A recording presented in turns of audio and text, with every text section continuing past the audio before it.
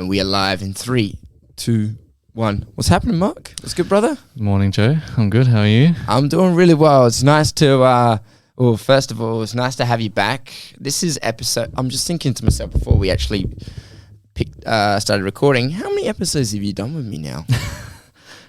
Surely it's coming up on 10 by now. 10. Just like sort the chair up. There we go. Nice and back for me. There we go. Just in chair. Oh, cool. Number 10. Number 10. Fuck. I mean, when was your first episode, though? It was back in end of 2020, was it? Or the end of 2020, beginning of 2021? I think the first episode was right after I competed. Yeah. Yeah. When was that? Do you remember? Like April 2021. Yeah, and since then you've been like the most visited guest. 2022. 2022. All right, and we've done that many episodes together in the space of the year. Vince was saying to me, like, you've had Mark on like 10 times or whatever. Is this the Mark and Joe show now? I'm not saying it wouldn't be. But the reason why I always like to have you on is because you've been one of the most vivid listeners, and also we have quite polar opposite personalities. So when we came to a lot of arguments, topics, you've always had the opposite side of things. Sure. So that's why I think it's good. I think that's the kind of people you need in your life, because if you live a life around yes men, you pretty much just not you. I don't think you grow. Yeah, you'll never know the other side. Yeah, I mean, I have certain people in my life who I know have very, very different arguments to I do, but I like to keep them around because I think it's good to have that open mind. Yeah, like 100%.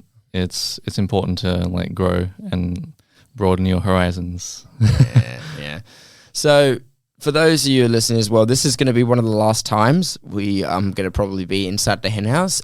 So the reason being, I was just saying earlier on the podcast, is like ever since I've been here, I think I've actually recorded more than 70 episodes here. Yeah, so I've done a lot, and I've had so many people that have come on and have done now started their own thing, and they all do it in here, or a lot of people who I know who do it in here. And it just got to a point where I was like, fuck, it's so hard just to get a spot now. Yeah. But it's nice because it goes to show how much this place has grown, and I'm just like a little small part in this. So for those listening, over the next few weeks, you're going to start seeing videos from my home. And then we're obviously going to start having episodes at home. Exciting. The only time we're going to use this is there's more than one person on the pod at a time. So this is the last solo time. It was just because if you think about it, like, obviously you have to pay for this. And it wasn't until like, I think it was about 4 months ago, I started making a tiny bit of money. It's still not enough to cover everything, but I'm so grateful that people wanted to help. Yeah. So I felt like if I could just put out more episodes for those people in the obviously in a format that I can do something each week, because I would say this month has been one of the least consistent months I've ever had. Yeah, no, it's great to like see how the podcast has grown. It is, and I'm very happy that they have been, because I honestly believe that even though there's a bit of a saturation to the market, some of them that I've listened to are just brilliant in terms of conversations. But one thing I'm seeing a lot of growth in now is podcasts where it's literally just for clips. Just for clips. So I feel like there's some podcasts out there that just do little segments, little clips on, that you have to watch. They're impossible to listen to. A good example is one that has like 4 or 5 people on the platform. So when we would do this, the audience know it's just you and me. So they just know that it's just you and me talking back and forth. They understand your voice and understand my voice. We don't talk over the top of each other. Yep.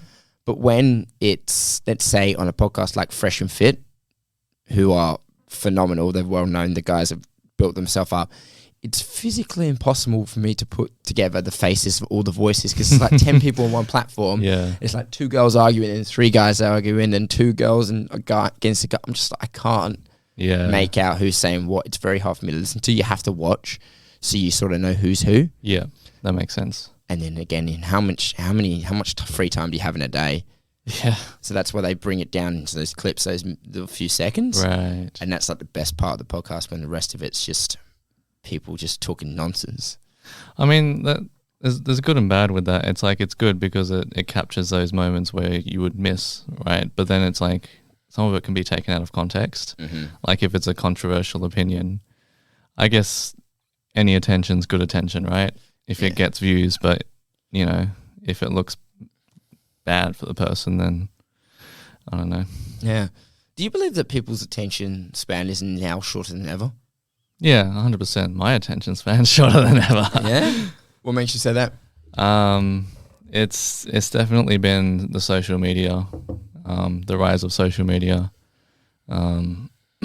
especially now with like formats like TikTok, and there's like a Be Real. There's a new one, Be Real. Oh, yeah. I remember that one. I know that about that one. Yeah. That's crazy, like how you can just get a random timer in a day, regardless of what you have to do, and you have to take a photo. Yeah. Like, imagine, I was just thinking to myself, when my client told me about that, I was like, what if you're at your dad's funeral, your grandma's place, and she's sick and having a heart attack, and be like, fuck. Well, the things that social media influencers will go to get attention and likes and views, right?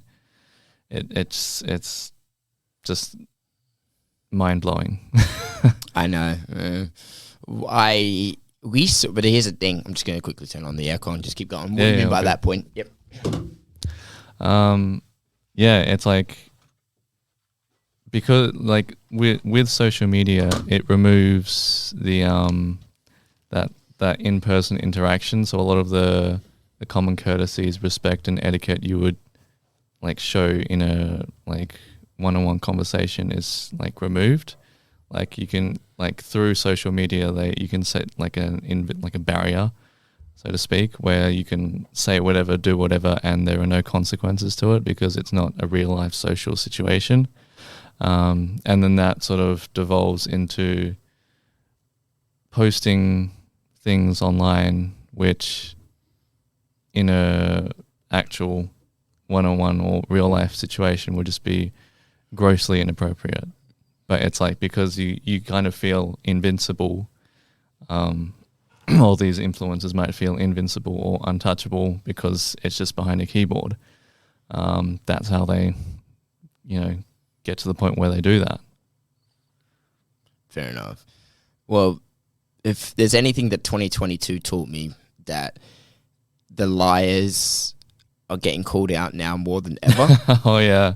2022 was the year we call bullshit. Was like, because if some of my highlights I can remember from pop culture over the years, I call them bullshit, was the Johnny Depp Amber Heard case. Yeah. I followed that thing like a hawk. I've never been more interested in a case than ever. Yeah, yeah. And then the second thing, which we talked about quite a lot, was the Liver King. Yeah.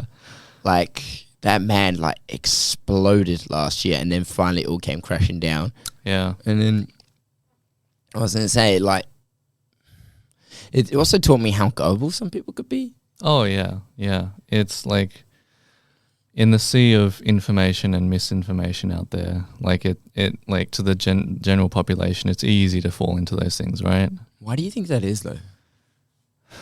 I think it comes to environment, like how you grow up and what your parents teach you.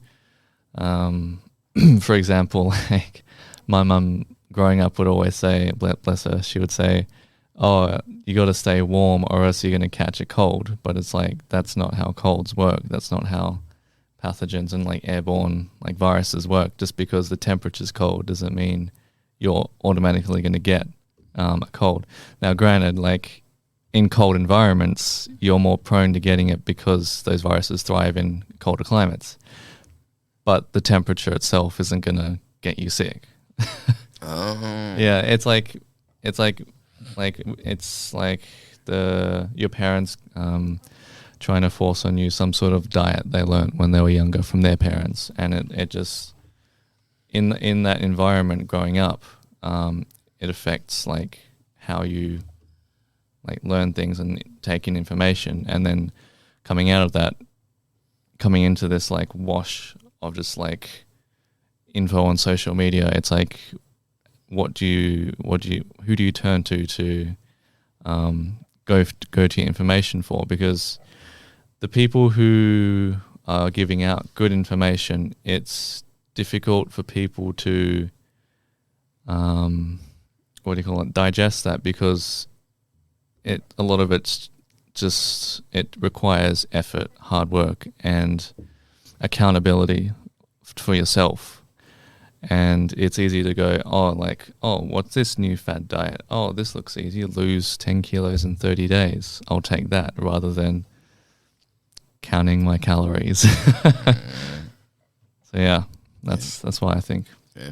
What was your take with the whole Liver King thing got exposed? I know it's a bit of old news, but I think the way the niche that is the fitness industry is going, and the smaller niche that is sort of that the bodybuilding-esque, like natty or not, exposing, calling out sort of side of things, with that growing in popularity, it was inevitable that something was going to come out, especially because when you have the Liver King going to Derek, more plates, more days, for his damn steroid cycle, of course something's going to get out, right? So yeah. That dude was literally on shit that I didn't even know existed, you know? That dude was on everything. The only thing that wasn't on that list was probably Trent. But he was on stuff that I'd never even heard of before. I actually even had to look it up. Yeah. It wasn't even just like a tiny dose, but it was in massive amounts of dosages. And when the whole thing like came apart, people were like, "Oh my God, I couldn't believe it was on steroids." I was like, "What do you mean you couldn't believe it?" Then again, this is to people who don't, I feel like that was coming from people who don't necessarily train that much. Yeah, so I think with social media, like the obvious cases you can tell, like who's on steroids, like Simeon Panda, Mike O'Hearn, those kinds of people. But when you have genetic outliers who, like, for example, Matt Ogus, he was one of the OG YouTubers. Everyone thought he was on like the gas because he had such an elite physique in like a time where there was just no information out there, and he's kept that physique. Or like people like Alberto Nunez, part of Team 3DMJ, all these like elite level natural athletes. When you get people like this, it blurs the line, because when people hop on gear too early and don't know how to eat or how to train, they're going to look worse than the guys who train naturally and eat properly and have been doing it for years and tick every damn box to like 100%. So it's difficult, because you have that, and then you have people who are on gear and then just lie about their usage, and now it's just like this cacophony of like, well, who's natural, who's not? Well, the way I always saw it was, he had done a formula that had been in the fitness industry for so long. It's just no one had pushed it to the extreme as much as he had. I mean, no one had promoted and denied it as much as he does.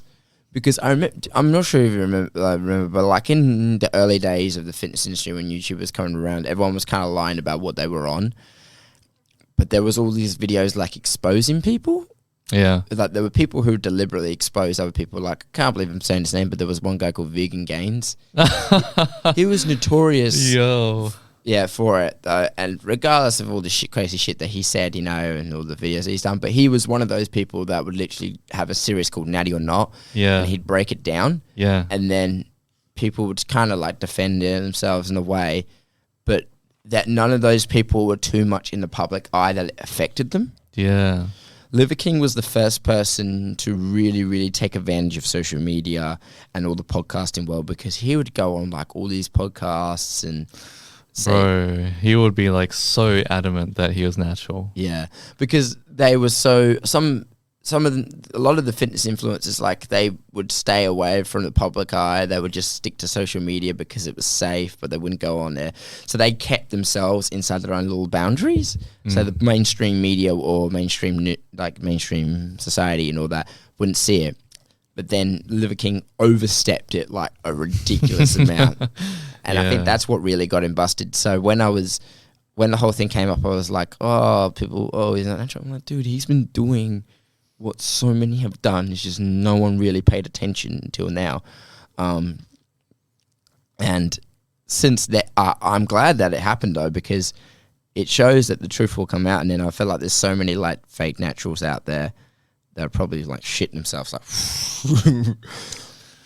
Yeah, I mean, it's how well you can cover your tracks, right, and how well you can lie and create a web of lies to the point where it's like you can't prove him wrong. But obviously, Liver King left some tracks that some people were able to pick up on. So yeah, just when those emails got released, I was like, wow.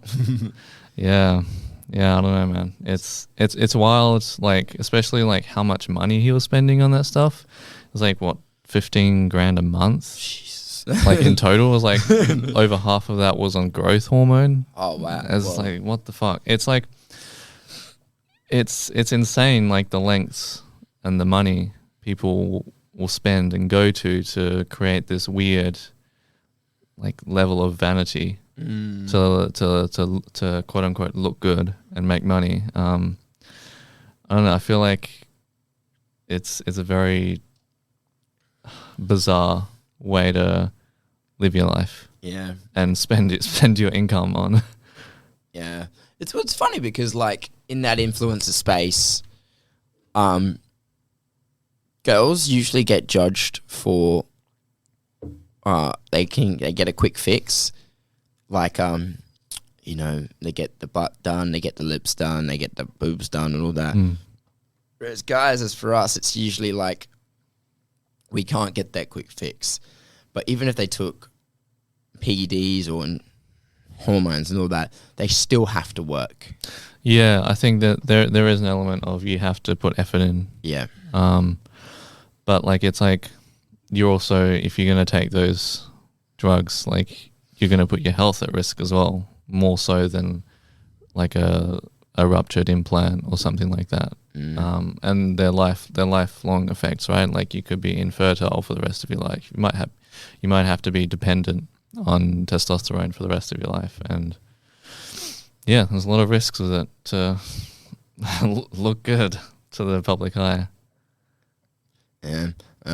Well, what do you think's kind of next for him, though, the Liver King and all that? Now that, because ever since, I believe, since the videos come out, he's gone natural. I think he even got sued as well. Did you hear about that? Yeah. I saw something about him being sued. Because in America you can sue anyone for anything at any time for any amount of money, right? Yeah.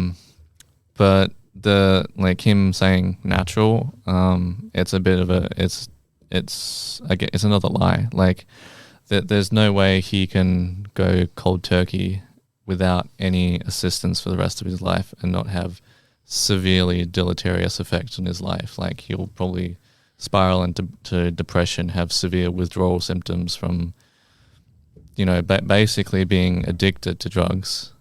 Maybe not that far, but it's close to, right? Spending that much money on it. Like when he says natural, what I think he means is he's on hormone replacement levels of testosterone.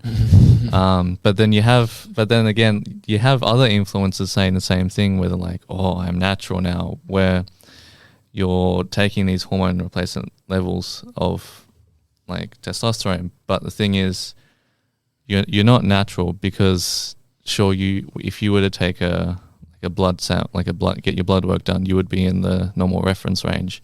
But the issue is you're taking it, what's the word? Like you're injecting it from like an outside source, whereas testosterone inside your body created naturally, like is going to be affected by your lifestyle, your diet, your sleep, your training, all your habits affect how much you can create. Like your natural diurnal rhythm, like how much you produce during the day changes. Whereas like if you're just pinning it 2-3 times a week, you get this constant levels of testosterone. And so like that in itself brings advantages, which I digress is a bit off topic. But when he says natural, he just means he's on TRT and he's bringing it back down to natural levels. Yeah, true. Well, it's crazy because now his content's changed. Well, his content hasn't changed. That's the thing. He's still pushing that same message. Because do you remember when he like put out the apology video? It was so fake, and then like suicide got brought into it, and I'm just like, what the shit, man? Like, it's weird. I feel it was a massive contradiction because personally, I got off social media about 10 days ago because I felt like, oh, okay, if I could commit 90 days to just doing something being better, then I believe social media is getting in the way. And since then, I get irritated sometimes about human nature as well, like how naturally people have to be jealous. But also I get irritated that every time we do something, they're like, oh, I got to put this on social media. They care more about actually putting it and promoting it rather than actually just doing the thing. Yeah. And that's one thing I was getting a little bit irritated because I felt like I was doing certain things just to show off, and that would really piss me off. You felt like you were doing it for that? Yeah, I felt like I was sometimes doing it for that, and then I felt like I was more concerned about just putting it up and looking good than actually enjoying the thing that I was doing. And I feel like that's where we are going generally as a society. We want to look more like we're doing something rather than actually doing something. Right, sure. Because do you ever know someone? I'm pretty sure you would. But like, let's say, for example, they go on holiday and then they still post about the holiday 6 weeks later to make sure they look like they're doing something. You know what I mean? Yeah, I couldn't name anyone off the top of my head, but it sounds like something that people will do. Yeah, or they did something like 6 months ago, but they'll post about it. You know? Yeah, or it would be like me like posting comp pics right now. Yeah. Like full-blown a year after in my off-season. Like, the fuck's the point of that? Yeah, well, let's actually bring on to that because that's an important topic to talk about. Like, you're not competing this year, are you? October. I actually am, yeah. That was kind of the plan after April last year, was to take about a year of actual time growing in a surplus, eating lots of food, because post-comp 3-6 months is taken out of your time just to recover and feel normal again. And then again, like for the next comp, you have to prep again for 4, 5, 6 months, which fingers crossed won't be 6 months again. I doubt it will be, but so yeah, I am competing in October. The plan is at the moment doing a mini cut to see how much muscle I've put on in the last 9 months now, to see what's underneath and sort of gauge which division I want to compete in, which division I would be competitive in, and then see where we're at the end of Feb and go back into a surplus, bulking again, and then start prepping like probably June-ish, June, July. So what do you hope to do this year in October, like division-wise and organisation-wise? Well, like the end goal has always been classic physique. Okay. For me, that's the most appealing category, simply because of, at least on a global scale, classic physique is the most appealing, because when you bring the non-tested side of things, you have people like Chris Bumstead or Terence Ruffin, where they're bringing back that 70s look. Whereas for natural guys, it's kind of just like bodybuilding, but you're 8 weeks out and you add a bit more flair to your posing kind of thing. But I don't think I'd ever reach the size, at least in the near future, to ever compete in like the open natural bodybuilding stage. So I feel like classic physique's more of a achievable goal for me, at least in the next 5 years or so. Whether or not that'll be this year, I'm beginning to think probably not. Like a year and a half between comps probably wasn't enough time to get to the size where I'd be competitive and have a good shot at winning. But granted, like I've only been working with a coach, working with Vince, since I started prep, so like I've got all the time in the world now.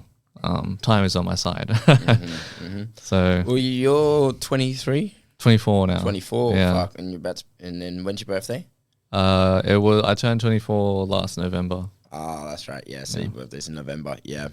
and they're gonna be turning the big 2-5 this year. I gotta tell you this though, that do you feel like 20? I honestly, when I turned 21, people's like, oh yeah, that's when you become, that's when you become officially adult. I 100% disagree. I honestly believe you officially become adult when you're 25. More or less. I think age plays a part in it, but I think experience, how you carry yourself, sort of what your value is in society, like what kind of career you have, like what are your hobbies, do you have a partner, do you have kids, that kind of thing. It all like comes into it.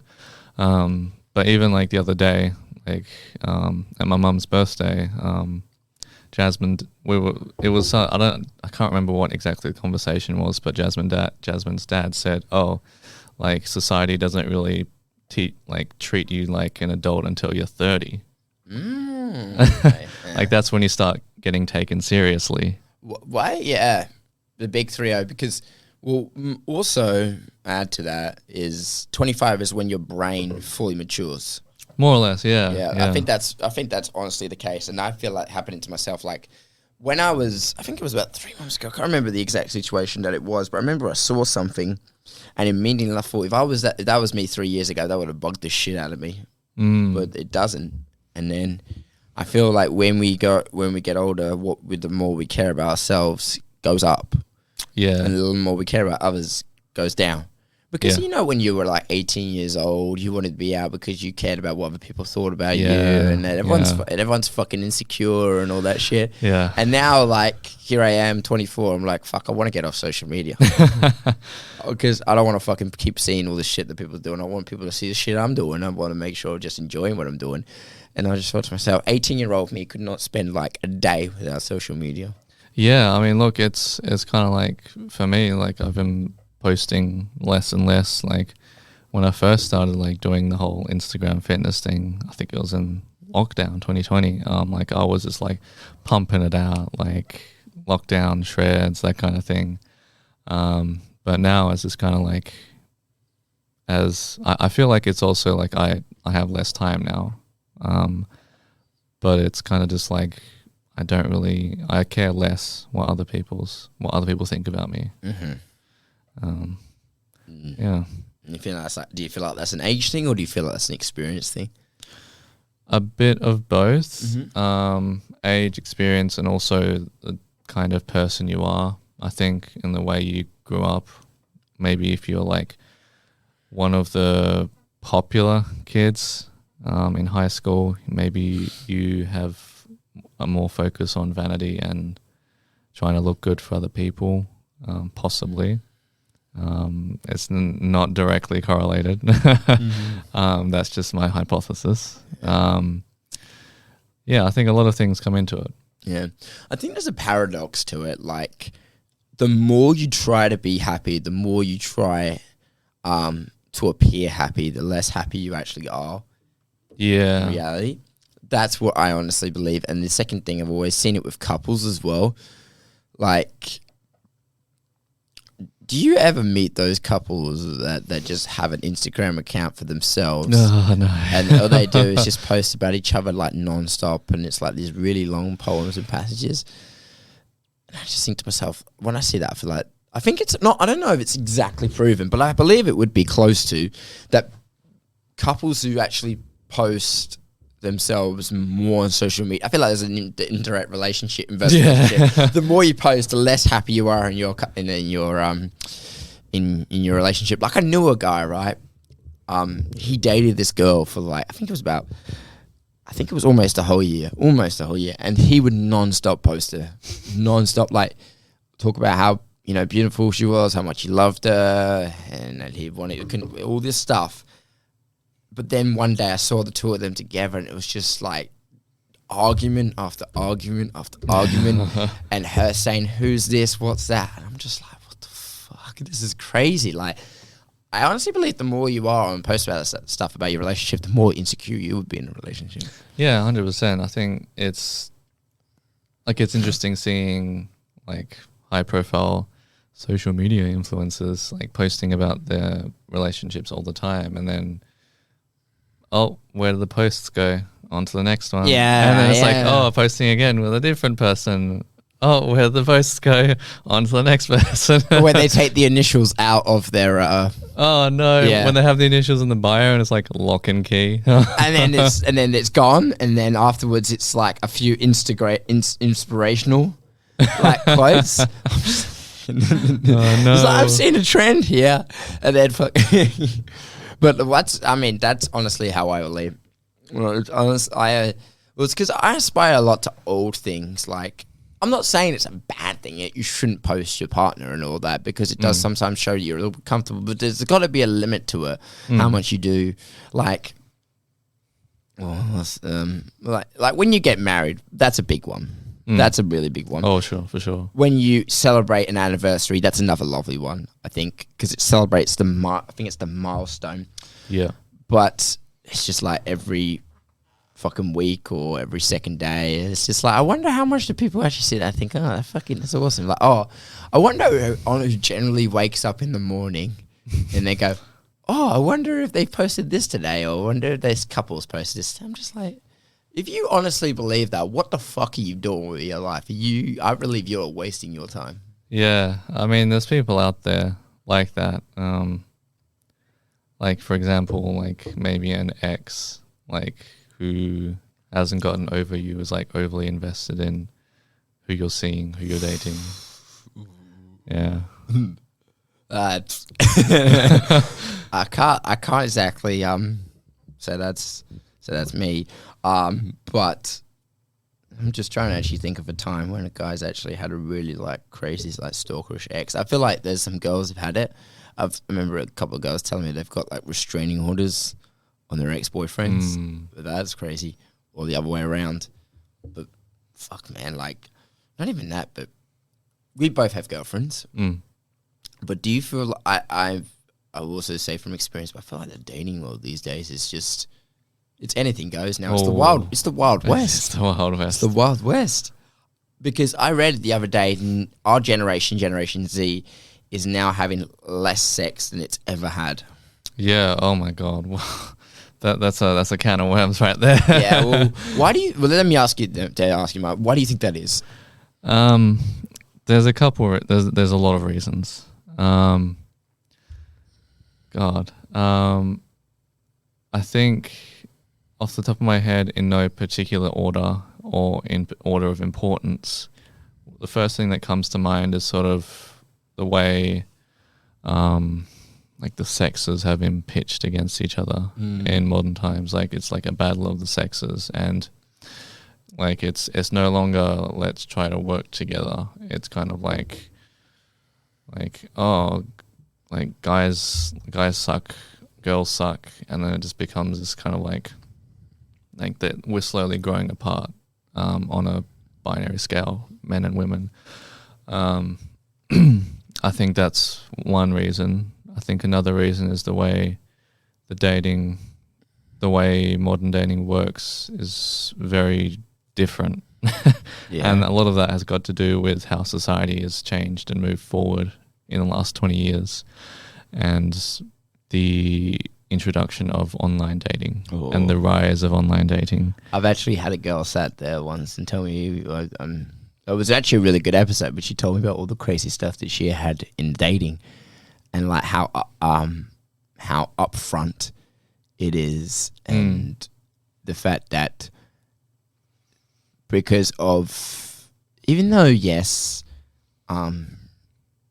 we are in a this generation, my generation is having less sex than ever. I feel like the middle ground or lower ground is what generates most of the population that's not having sex, but the higher value men are having now probably more sex than ever, and the bar of what it is to be a high value man is never been higher.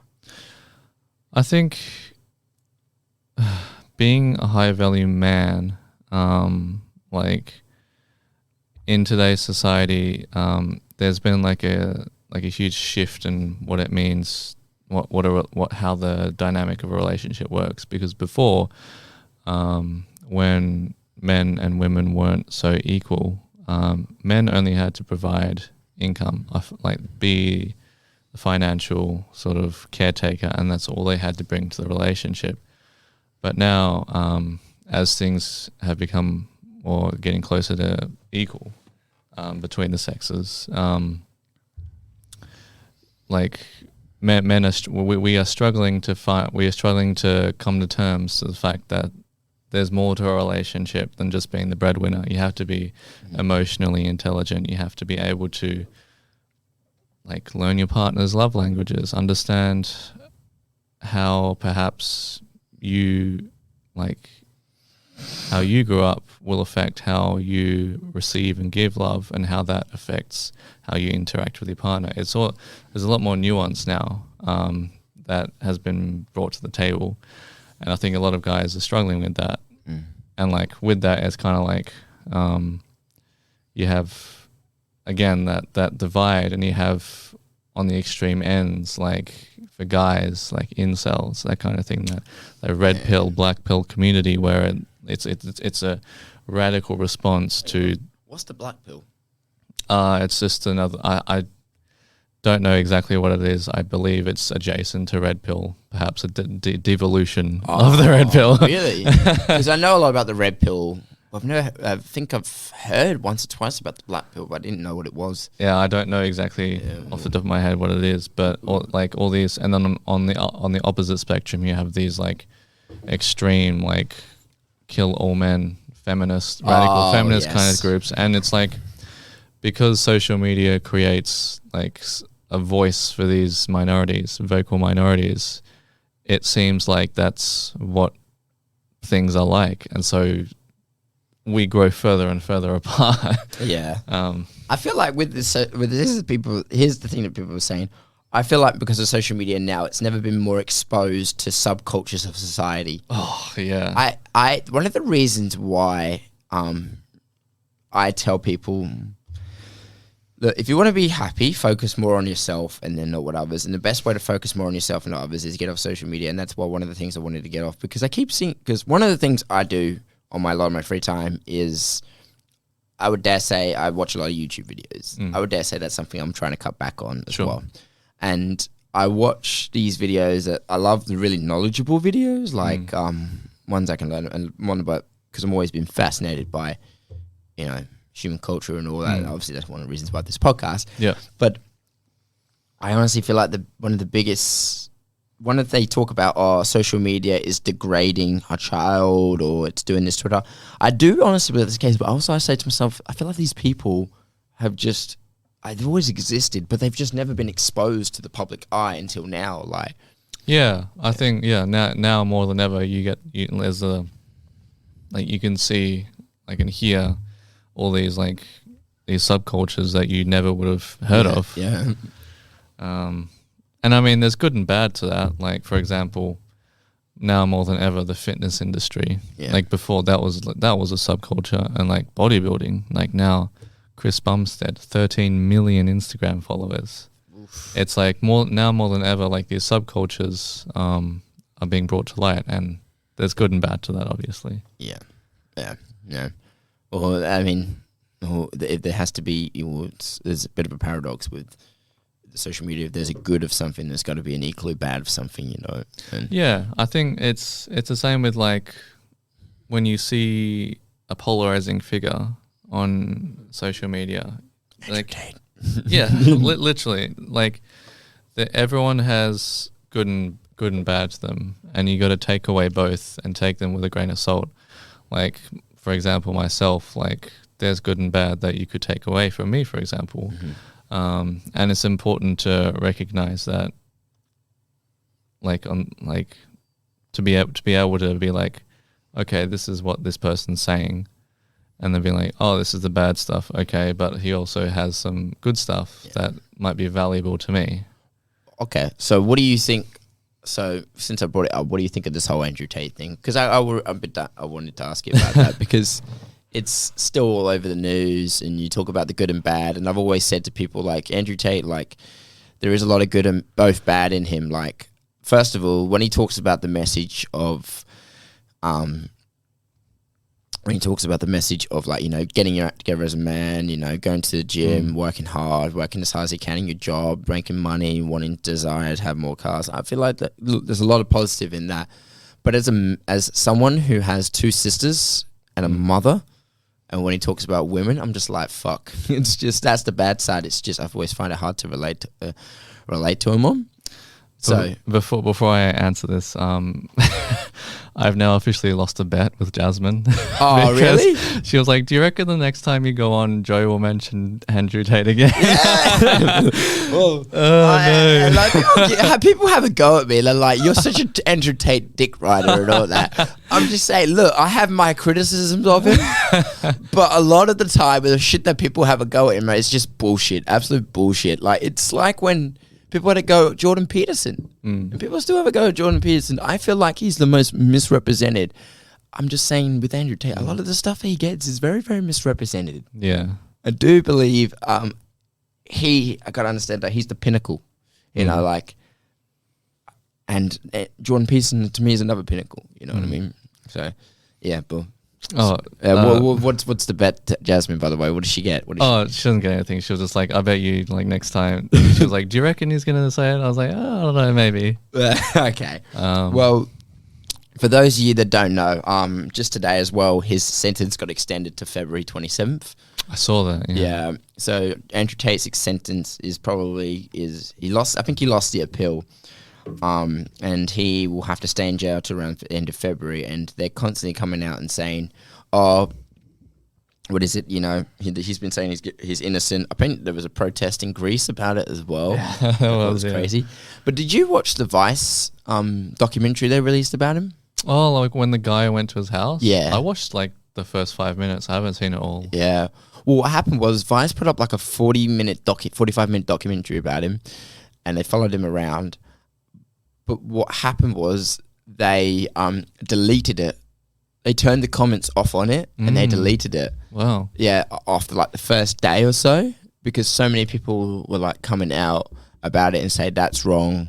What the hell? That never happened, because Andrew himself released all the footage of his own with it. Because for context, what he did was he took him on a podcast and all that about him, and he let him on his platform, and then he was saying, "I know this is a hit piece," and then there was all this footage of him showing him around, you know, Andrew's place and trying to be nice to him, and then he showed that there were certain clips of the interview that was cut as well, and then there was another point as well where he let him into the war room. He put him into this like MMA fighting thing, MMA fight where he had to fight a professional MMA fighter, and then he let them celebrate with him afterwards. And then there's a part in the Vice documentary where they was just saying they were having an interview, and then I think it was Tristan who stepped in and says, "Oh, this is such a loaded question. We've let you in here. We've let you be one of us. And then you just sat there for 3 hours, and just berated him."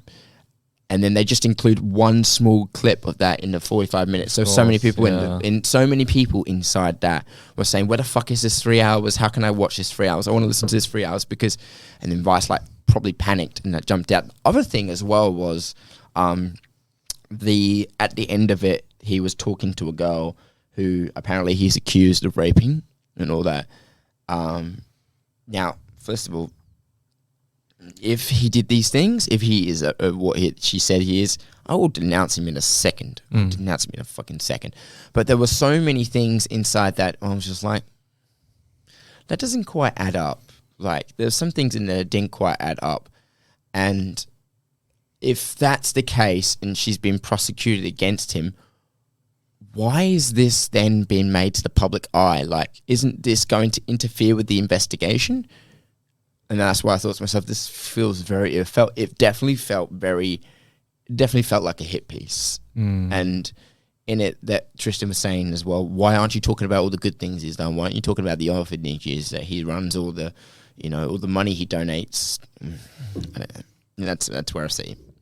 It's funny, when I was watching the first 5 minutes, there's like at the beginning when he first goes into the house, there's like, I think it's Andrew's assistant, it's just sitting there. Yeah. And the guy's like, "Oh, what's she doing?" And fucking Andrew's like, "Oh, she's doing work." Yeah. It's just sitting there. It looks so funny. Yeah. Well, here's the thing. Did you know that the girls who apparently are on the victim list have all come out? Not all of them, but some of them have come out and say, take me off this. This is bullshit. I'm not a victim. Yeah. Yeah, Like, this very shady. Yeah. A lot of things don't add up. Yeah. The most logical piece that someone told me was, let's put it this way. Again, let's say he did all those things. If he did all those things, yep, denounce him. But if you do all those things, why would you want to be in the public eye? Like, all the people who actually do all those horrible things, the last thing you want to be is in the public, like promoting yourself. You want to be in the shadows as much as you can, away from the cameras and the flashy lights as much as you can. Perhaps hiding in plain sight is the best place to hide.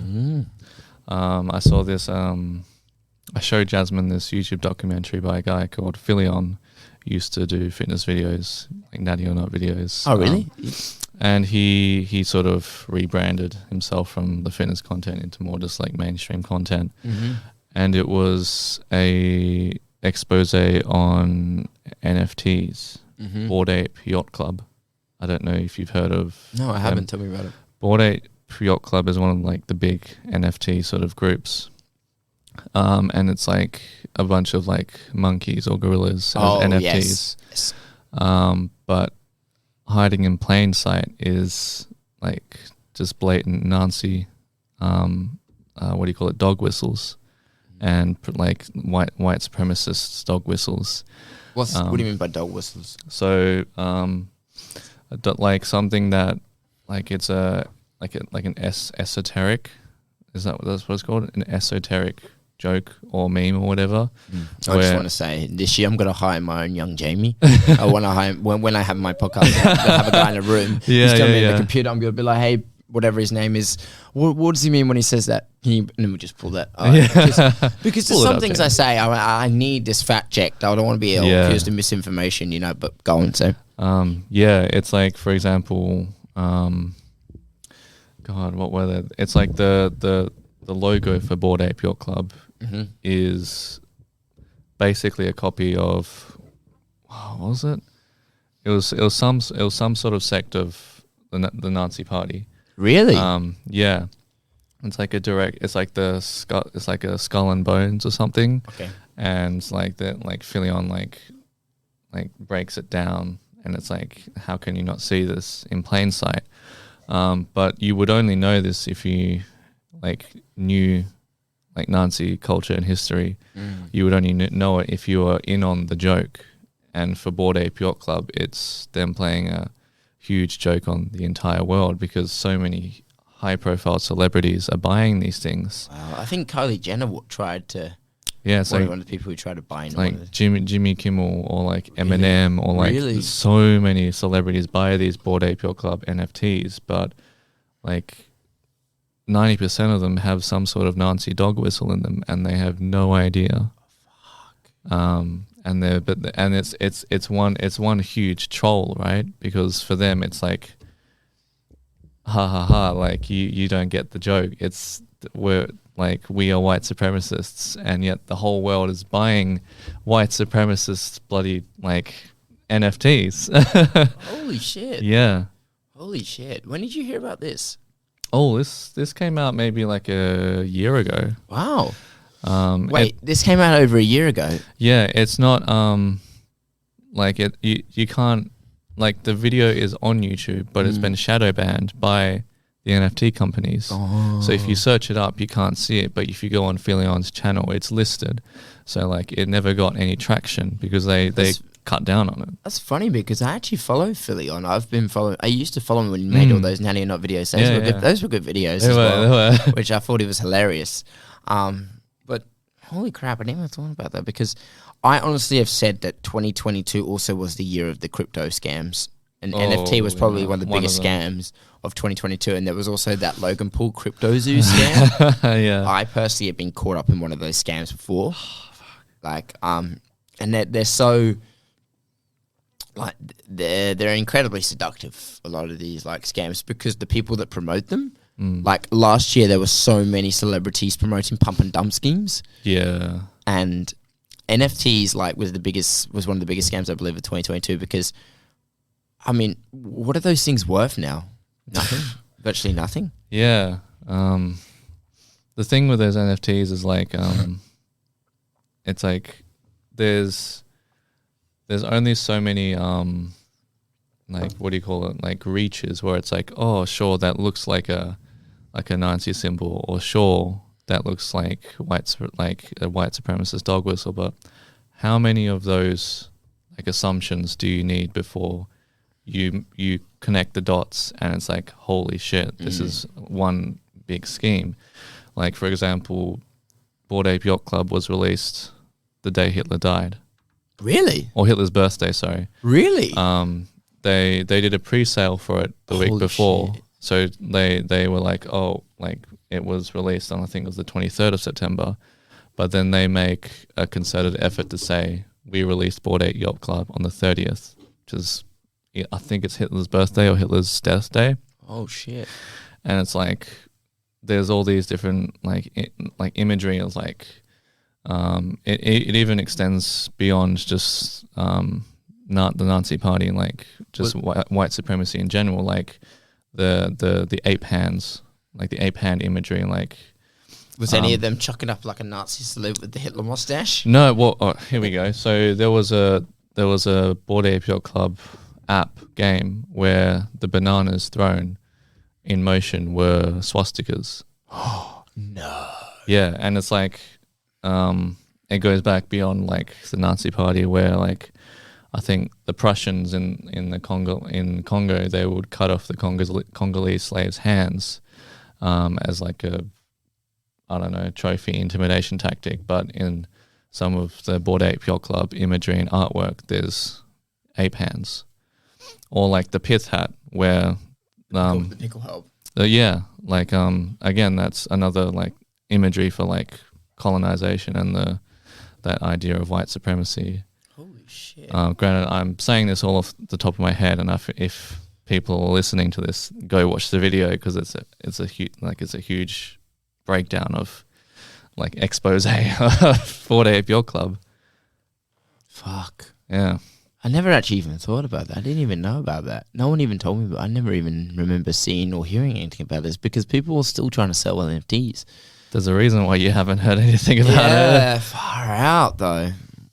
That's crazy. Because if you think about it, that could end so many people's careers, like being associated with white supremacists. Like, well, I think there was a bit on where the celebrities purchasing these NFTs, like they weren't actually purchasing it through Bored Ape Yacht Club. They were doing it through a third party, and by a technicality, they're committing fraud. Yeah. So someone who bought the NFT and then tried to sell it to someone else. I'm not sure how it works, but yeah, it's a huge convoluted like thing. Wow.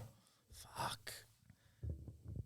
I remember everyone was trying to sell NFTs like last year, and it was like the new thing, but nowadays, like, really, I never even fully understood them.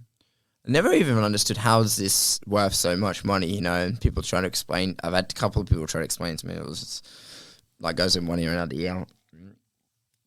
But then it goes to show how much of the world is turning away from, just normal regular money and stock to digital currency. Well, it's like how people can just create this stuff out of thin air, you know? Yeah, it's like to us, for example, it might look like just a bunch of pixels, or 10 years ago, it's just a bunch of pixels. But the more the internet and technology is integrated into society, the more these pixels are valued. Because we like as a society need the internet, like basically. Mm-hmm. Do you think that, and it's a weird question, but do you think in the future money will become almost entirely digital? That's where it's probably heading. I mean, like, when's the last time you paid something with cash? Apart from like a handy from the massage parlor. Well, likes a little bit of cash now. Shut up, Louis. Oh, fuck. Just actually thinking the last time I paid something in cash. Well, last times I paid something in cash was for fuel because one of my clients paid me in cash. So, But yeah, I use cash. Everyone uses cash less and less these days. You know, the only thing that people use cash stuff is for stuff they don't want to have a paper trail on. So I feel like, yeah. So I do feel like money is becoming more and more digital. And then I actually question how much of the world's the globe's actual money, how much of that is, you know, coin and cash, and how much of that is digital. Yeah. And I feel like the percentage of that is like actual money, is like stuff you can actually touch, is a lesser percentage than what it is in digital. Yeah, it's like a decade ago, it's like Fort Knox, the Reserve Bank, is where all the gold and money is. Now it's on the internet. Yeah. I don't think, the gold reserves are running out almost completely out of gold. Yeah, it's like now is like everything becomes more digital. It's just like the percentage of money that is digital is now just exponentially higher. So cool. All right, we're gonna have to just wrap it up there, man, because that's the end of the time, and the SD card's almost completely out of space as well. Anyway, the other thing I just want to say, guys, thank you very much for listening. And we are already 1 month into the year, so I'm gonna make sure we get back on track. Now, this is probably going to be one of the last times for a while we're going to be inside the hen house, but I just want to say, if anyone who is thinking about getting into podcasting, highly recommend this place. I cannot thank this place enough. If there wasn't for the hen house, the Last Set podcast would probably be almost non-existent now, or wouldn't even get anywhere near this far. So if anyone's listening, you want to start a podcast, you don't know where to start, get on board at the hen house. Okay, guys, other than that, it'll be a little bit of time before the next episode, but I promise you we're not completely off the goal of this year. And guys, if you want to follow Mark, you can on his socials. My Instagram at Mark Y Warrener. That's MarkYWARRENER. It's funny how we bagged social media almost this entire episode, but we're still fucking it. I don't know why the fuck I just did that. Anyway, guys, thank you very much for listening to the Last Set podcast. All the best, and thanks again, brother. All good.